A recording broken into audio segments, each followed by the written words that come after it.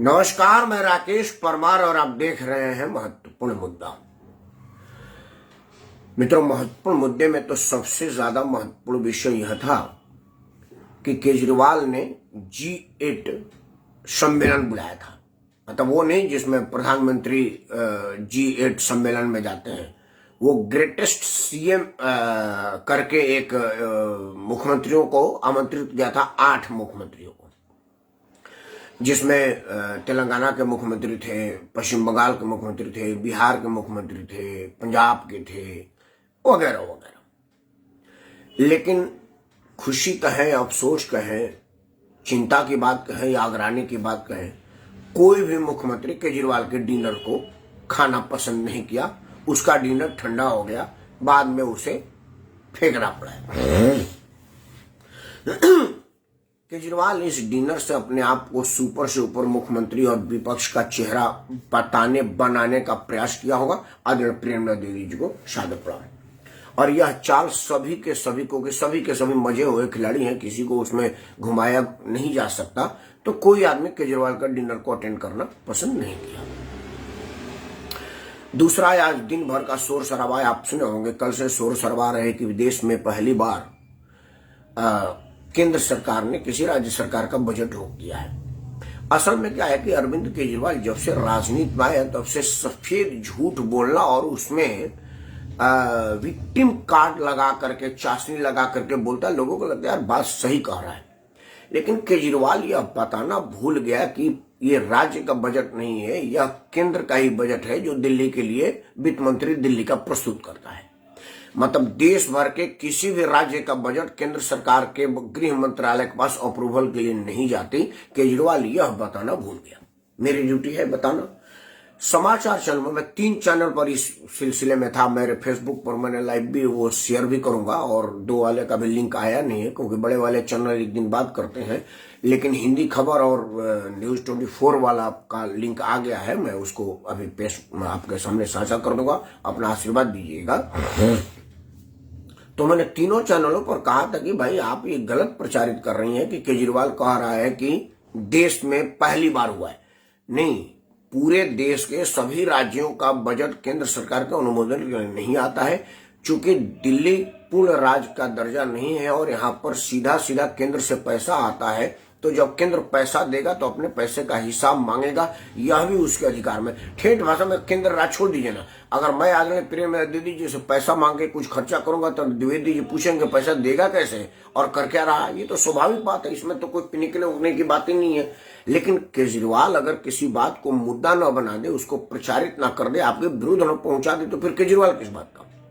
खैर, असल में क्या था कि केंद्र सरकार ने ऑब्जेक्शन नहीं किया था। अंग्रेजी में ऑब्जेक्शन और ऑब्जर्वेशन दोनों बराबर ही है, सुनने में एक ही तरह से लगता। मैं भी ऑब्जेक्शन और मैं ट्यून टेस्ट हो रहा है अजबर। एनीवे, ऑब्जेक्शन और अजबर, चलिए नहीं बोलूंगा। ऑब्जर्व कि लेके क्या था, केंद्र सरकार ने एलजी के साहब के पास जो बजट गई थी तो गृह मंत्रालय ने उसको पूछा था, कुछ बातों पर उनको क्वायरी चाहिए थी। उन्होंने और चलिए, केंद्र सरकार ने कुछ चीजों की इंक्वायरी मांगी थी। उन्होंने कहा था कि भाई इस बात के विषय में बता दीजिए जो आपके बजट में है। जैसे पहला उनका बात था कि भाई पिछले साल जब बजट पेश किया गया तो 350 करोड़ रुपया आप विज्ञापन के लिए मांगे थे। दिल्ली जैसे छोटे राज्य में 350 करोड़ रुपया का विज्ञापन क्या करेंगे। हमको उसी बात पर सुप्रीम कोर्ट में आपको जवाब देना भारी पड़ा था, और सुप्रीम कोर्ट ने वो 350 करोड़ रुपया आपसे वापस मांगने का फरमान जारी कर दिया था, और उस पर अभी स्टे चल रहा है। अभी उस पर तारीख पड़ रही है। मतलब सर्वोच्च न्यायालय ने आपके उस 350 करोड़ को ही ऑब्जेक्शन में डाल दिया था। उनका फाइंडिंग था कि भाई 350 करोड़ रुपया आप मिसयूज किए हैं या दिल्ली के किसी हित में खर्चा नहीं हुआ। अब जब 350 करोड़ ही सुप्रीम कोर्ट के नजर में खटक रहा था तो उसको बढ़ा के आपने 550 करोड़ कर दिया। मतलब ये 200 करोड़ रुपया जो आपने बजट में बढ़ा दिया है वो किस लिए, जबकि सुप्रीम कोर्ट की नजर आप पर पड़ी हुई है और उसके पास आप जवाब लेकर के नहीं जा पा रहे। ये उनको पूछना था। एक और बात पूछ रहे थे कि भाई दिल्ली जल बोर्ड की स्थिति आपने ऐसा कर दिया है कि अगर उसको 5-6 बार बेचा जाए ना दिल्ली जल बोर्ड को, तब भी उसका कर्जा पूरा नहीं होगा। उसके बावजूद भी आप राजनीतिक लाभ के लिए लोगों को मुफ्त में पानी बांट रहे हैं। मतलब आमदनी जीरो है और खर्चा है कि हर आदमी के घर में पानी का मुफ्त में कनेक्शन दिया जाएगा, पैसा नहीं लिया जाएगा। क्योंकि आपका वोट बैंक मजबूत हो रहा है, तो वोट बैंक आप अपना मजबूत कर रहे हैं और देश का पैसा नुकसान कर रहे हैं। इसका क्या मतलब है? तीसरा उनका पूछना था कि डीटीसी की बसें घाटे में चल रही हैं और नई बसें सड़ गई। कई बसों का इंजन खड़े खड़े नई बसों का इंजन निकाल लिया गया। वहां 2-2 हजार 5-5 हजार रुपया में जो गार्ड रखवाली कर खड़े थे वो इंजन बेच दे। उनको पता ही नहीं है कि ये 60 लाख 70 लाख का इंजन है। खड़े खड़े मतलब बस में फीता काटने के इंतजार में खड़ी एसी बसें हैं और उनका इंजन पीछे से निकल गया। किसी भी बस का टायर नया नहीं है। सारी कबाड़ी से 200-500 रुपए में टायर आया है और सारा टायर, क्योंकि बसें खड़ी हैं, अब वो सिर्फ कंकाल बस का खड़ा रह गया, इंजन सारा उसमें से निकल चुका है। गृह मंत्रालय का कहना था कि भाई डीटीसी घाटे में चल रही है और आप यहां पर मुफ्त महिलाओं को टिकट दे रहे हैं। आखिर क्यों? महिला जो ये कह रही है कि मुझे टिकट मुफ्त में नहीं चाहिए, मैं सक्षम हूं, मैं 1.5 लाख रुपया महीना पाती हूं और बस में जाती हूं, मैं मुफ्त में क्यों लूं? आप कह रहे नहीं मैं आपसे पैसा नहीं लूंगा जी, क्योंकि हमको तो महिला को मुफ्त देना है, हमें तो वोट कमाना है। और कई चीजों पर ऑब्जेक्शन था। चूंकि दिल्ली भारत का राजधानी है, देश दुनिया में, अभी जैसे जापान के राष्ट्रपति आए थे, पिछले बार अमेरिका के आए थे, रूस के आए थे, चीन के आए थे, मतलब जो भी दुनिया भर का राष्ट्राध्यक्ष आएगा वो दिल्ली में ही आएगा। उसको यह थोड़े पता होगा कि एक राजनीतिक में कलंक आदमी मुख्यमंत्री बना इसलिए यहाँ की सड़कें खराब है। केंद्र सरकार को अपनी प्रतिष्ठा भी बचानी है। तो उन्होंने कहा कि भाई जो देश का इंफ्रास्ट्रक्चर है, जिससे देश को दिशा दिशा मिलता है, जैसे आज गडकरी साहब बढ़िया बढ़िया सड़कें बना रहे हैं। मेरे घर के पीछे से मुंबई एक्सप्रेस वे, मतलब 9 घंटे में मैं अपने कार से मुंबई चला जाऊंगा, गिलास का पानी गाड़ी के डैशबोर्ड पर रखते हुए मुंबई जाऊंगा और तब तक वो पानी गिरेगा नहीं। इतना गडकरी साहब रास्ता बना रहे हैं, तो फायदे का बात है। और कई विकास परियोजनाएं देश भर में चल रही है और राष्ट्रीय राजधानी में ही आप 78,000 करोड़ के बजट में मात्र 20,000 करोड़ रुपया रख रहे हैं। बाकी क्या करेंगे भाई, कहां खर्चा करेंगे? तो ये सब चीजें पूछी गई थी, रोकी नहीं गई थी। और इन सब चीजों की सूची 17 तारीख को गृह मंत्रालय ने वित्त सचिव और वित्त मंत्री को भेज दिया था। अब अरविंद केजरीवाल आज विधानसभा में इतना वाहियात शब्द का इस्तेमाल किया, बोला कि यार एक बात समझ में नहीं आई कि केंद्र सरकार कह रहे, मोदी जी, तो मोदी जी का नाम लेता सीधा, कि मोदी जी कह रहे हैं कि जी आप विज्ञापन का बजट इंफ्रास्ट्रक्चर बजट से ज्यादा क्यों कर रहे हैं। मतलब देखिए कितना बड़ा झूठ बोल रहा है। केंद्र सरकार ने यह नहीं कहा कि विज्ञापन का, उन्होंने बोला कि पिछले बजट से विज्ञापन का बजट बढ़ा दिया है और इंफ्रास्ट्रक्चर का घटा दिया है, लेकिन उसको उन्हें लपेट दिया कि भाई 550 करोड़ 20,000 करोड़ से बड़ा कब हो गया। ये विधानसभा में बयान है। सबसे बड़ा इस देश में है कि कोई आदमी कहीं भी सफेद झूठ बोल सकता है और उस पर कोई कार्रवाई नहीं हो सकती। वैसे भी संसद और विधानसभा में बोले हुए बातों पर बाहर में केस नहीं होता, लेकिन अंदर तो ऑब्जेक्शन हो सकता था। लेकिन रणबीर बिदुड़ी नेता विपक्ष ने ऑब्जेक्शन को ऑब्जर्वेशन कह दिया कि भाई ऑब्जेक्शन हटाइए, ऑब्जर्वेशन शब्द इस्तेमाल करिए, क्योंकि ऑब्जर्व करने के लिए कहा है, उसको ऑब्जर्वेशन है, ऑब्जेक्शन नहीं है। लेकिन उसको वो गोल कर दिया। खैर, अरविंद केजरीवाल का इन सब बातों पर जवाब देने के बजाय इन सब बातों पर दूसरा राह लेकर के लोगों को गुमराह करने का प्रयास विधानसभा के अंदर से किया और उसके प्रवक्ता देश भर की, मतलब देश भर में वो यह मैसेज कन्वे करने में सफल रहा कि केंद्र सरकार पहली बार किसी राज्य सरकार की बजट रोक दी। अब हर आदमी इतना कानून का जानकार तो है नहीं जो इतनी डीपली नॉलेज रखे। जो अरविंद केजरीवाल के वोटर हैं वो तो यही कहेंगे कि हाँ यार रोक दिया, केजरीवाल को पसंद किया जा रहा है। खैर, आज मुद्दा उससे बड़ा है। आज मुद्दा है कि आज कमलनाथ कांग्रेस के मुख्यमंत्री के दावेदार हैं मध्य प्रदेश में। उनको उम्मीद है कि शायद भाजपा की अंतर्कलह उनको जितवा लें जैसे पिछली बार जितवा ले गए थे। लेकिन कमलनाथ भूल गए थे कि भाजपा के अंतर कलह ने नहीं कमलनाथ को जितवाया था, राजस्थान और मध्य प्रदेश का चुनाव नोटा ने हरवाया था। क्योंकि जितनी सीटें वो जीते थे उतनी वोट नोटा को मिला था। मतलब नोटा वो वोटर है जो भारतीय जनता पार्टी के गुस्से में भाजपा को वोट नहीं दिया था और कांग्रेस और किसी और पार्टी को वोट दे नहीं सकता था। मतलब सीधा सीधा नोटा का वोट भाजपा का था। वो भाजपा को गुस्से में नहीं दिया आरक्षण वाले मुद्दे पर, क्योंकि आरक्षण वाला तलवार और ज्यादा धारदार कर दिया गया था, स्वर्ण समाज के लिए एकदम प्राणघातक हो गया था। तो स्वर्ण समाज में नाराजगी थी और उन सब लोगों ने नोटा का सूटा चलाया और मध्य प्रदेश और राजस्थान की सरकार बलि चढ़ गई। तो कमलनाथ इस गलत फहमी में है कि वही वाला चलेगा, लेकिन अब सब लोग नोटा वाला बात भूल गए हैं। वो स्वर्ण समाज वाली बातें अब खत्म हो गई है। 10% आरक्षण आर्थिक आधार पर दे करके मोदी जी ने उसको कुछ कुछ बैलेंस करने का प्रयास किया है। और दूसरा और सबसे बड़ा जो स्वर्ण समाज के लिए या जो पढ़े लिखे समझदार राष्ट्रभक्त लोग हैं उनके लिए एक ही है कि भाई मोदी नहीं तो कौन। अब यह प्रश्न यक्ष प्रश्न है, जवाब ही नहीं आ रहा कि मोदी के बाद कौन। भाजपा में तो है, योगी है, नितिन गडकरी है, राजनाथ सिंह है, बहुत लोग हैं, लेकिन भाजपा के बाहर कौन। तो यह प्रश्न का जब तक जवाब नहीं मिलेगा तब तक हर आदमी मजबूरी में मोदी को ही वोट देगा, ये बात है। एनीवे, कमलनाथ जी ने जो कहा है, असल में क्या था कि कमलनाथ को भाजपा से लड़ने के जगह वहां के अपने लोगों से भी लड़ना है। उन्होंने कहा कि 1500 रुपया का लाडली योजना हर महिलाओं को जून से हम दे देंगे, मतलब हमारी सरकार आएगी। तो अब कमलनाथ जी 1500 रुपया कहां से देंगे? ये रांची कोष से ही होगा। कोई आदमी कह रहा है 200 यूनिट, कोई आदमी कह रहा है 300 यूनिट, पंजाब में 600 यूनिट तक की मांग हो गई थी। अब विज्ञापन आता है पंजाब में कि जब से बिजली की आम आदमी पार्टी की सरकार बनी है तब से बिजली में से इतना पैसा खर्चा बच रहा है कि मैं और खर्चा कर सकता हूं। देश में मुफ्तखोरी की आदत डाल करके आप राजनीति करेंगे, मतलब देश को दिवाला निकालने का प्रयास कर रहे हैं और देश दिवालिया हो जाएगा। तो आपका क्या है? जिस तरह से श्रीलंका का राष्ट्रपति अपने निजी चार्टर विमान से विदेश भाग गया, आप भी भाग जाएंगे, क्योंकि आपका तो धन सब विदेश में जमा है। मरेंगे हम। मेरा आज का ऑब्जेक्शन इसी पर है, क्योंकि इस मुद्दे पर कोई आदमी ऑब्जेक्शन नहीं कर रहा है। ना तो भाजपा इसके ऑब्जेक्शन कर रही है, ना कांग्रेस कर रही है, ना सपा, ना बसपा। मतलब देश की राजनीतिक शख्सियतों में से कोई भी आदमी इसका विरोध नहीं कर रहा है। तब सवाल है कि हम लोगों को तो विरोध करना चाहिए, क्योंकि हमारा तो स्लोगन ही है कि जो कहीं नहीं है वो यहाँ है। जिन मुद्दे पर कहीं विचार विमर्श नहीं होता वो इस चैनल पर होता है। इसीलिए इस चैनल पर सब्सक्राइबर नहीं देखा जाता, व्यूवर्स नहीं देखा जाता, मुद्दा देखा जाता है, क्योंकि चैनल का नाम है महत्वपूर्ण मुद्दा।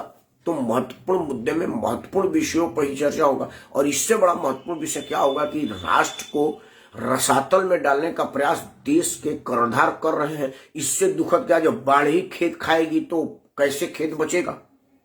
हमारा आज का कंसर्न यही है, क्योंकि भारतीय जनता पार्टी के मध्य प्रदेश के मुख्यमंत्री ने कहा है कि लाडली योजना में 1000 रुपया अगले महीने से आपके यहां चला जाएगा। उसके काउंटर में कमलनाथ ने 1500 रुपया कर दिया।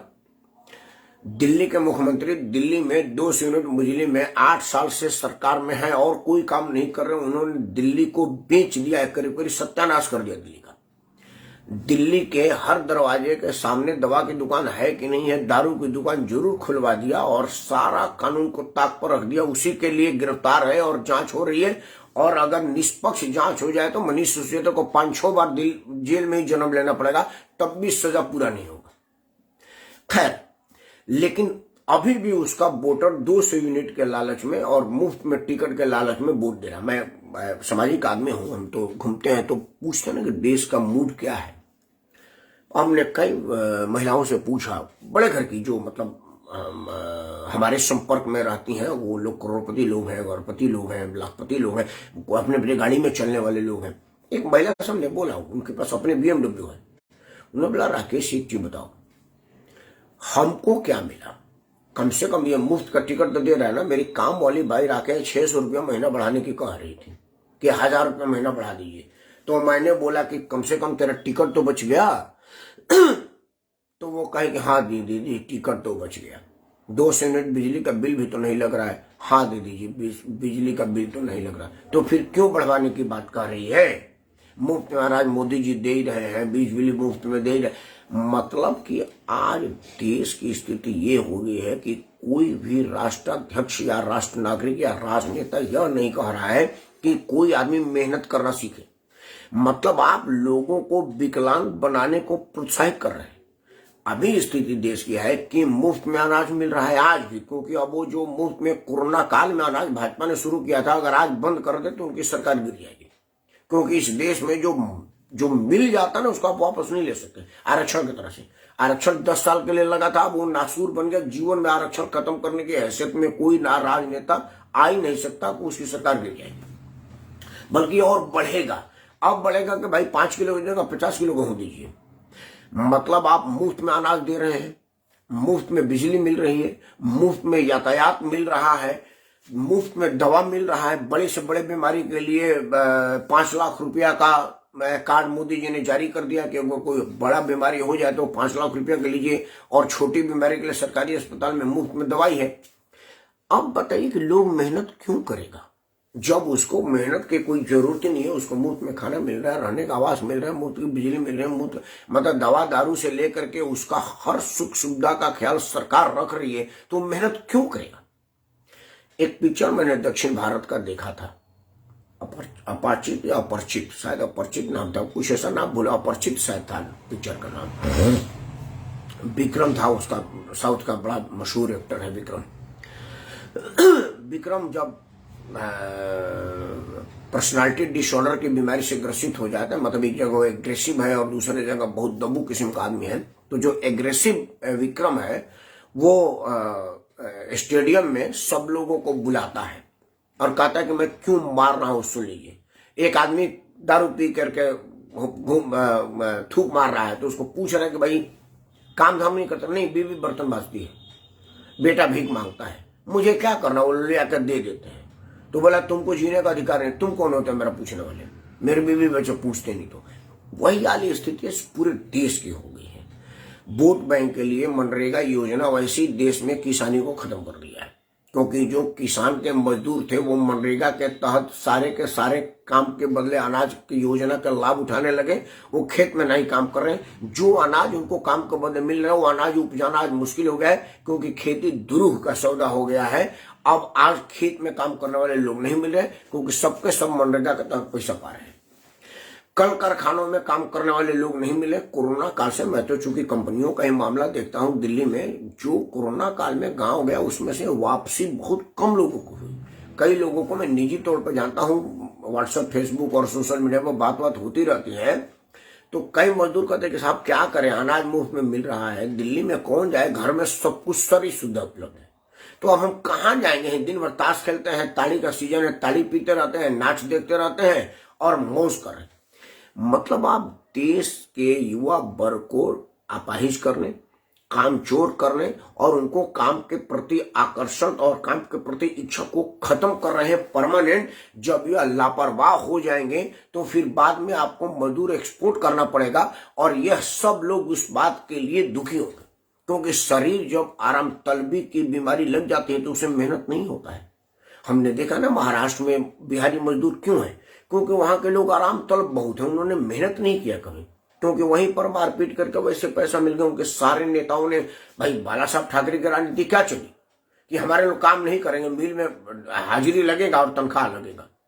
तब मजबूरी में लोगों को 50% उनके लोगों को हाजिरी के लिए रखना पड़ा और 50% काम के लिए रखना पड़ा, जो बाहर के लोग थे, क्योंकि वो बाहर के थे, उनका शेल्टर बाला साहब दे नहीं रहे थे। आज स्थिति यह आई कि महाराष्ट्र से सारी कंपनियां हट के गुजरात में चली गई। एक उदाहरण है आपको, पहले क्या होता था कि बंबई में कल कारखाने लगते थे, अब वो सारे के सारे गुजरात शिफ्ट कर रहे हैं। बॉम्बे में फिल्म इंडस्ट्री और ऑफिसेज और बड़े बड़े लोगों के घर के अलावा और कुछ नहीं रहा। पिछले बने जब से बाला साहब ठाकरे का स्लोगन आया कि उठाओ लूंगी बजाओ पूंगी, और उनके बेटों का आतंक जब से हुआ है, तब से महाराष्ट्र में कोई बहुत बड़ी कंपनी का उद्घाटन आपने में से किसी ने सुना है तो बताइए। बड़ी बड़ी उद्योग इंडस्ट्री गुजरात गई। ममता बनर्जी ने नैनो प्लांट का टाटा का बंद किया तो वो गुजरात गई, मुंबई नहीं गई।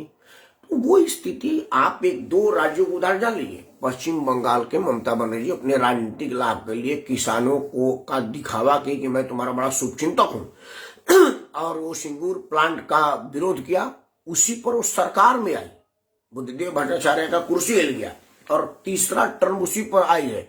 मैं एक चैनल पर बोला था कि भाई मुख्यमंत्री ममता बनर्जी बनी उस आंदोलन से, वहां के लोगों को क्या मिला? टाटा तो वहां से चला गया, खेत अभी सरकारी अधिग्रहण के बाद वापस नहीं मिला है, वैसे घास जमी हुई है, वो सब लोग भूखमरी के कगार पर हैं। लेकिन तब भी इतना ज्यादा उनका दिमाग में प्रदूषण भरा हुआ है कि वो अभी भी नहीं सोच रहे कि ममता बनर्जी मेरा नुकसान कर दी।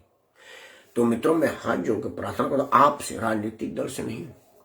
आप सोच लीजिए कि 2 यूनिट बिजली आपको कितना नुकसान कर रहा है। पंजाब के लोग भुगत रहे हैं, पंजाब के लोग भुगत रहे हैं कि आनंद पाल जैसा आतंकी पंजाब का कानून व्यवस्था मेंटेन कर रहा है।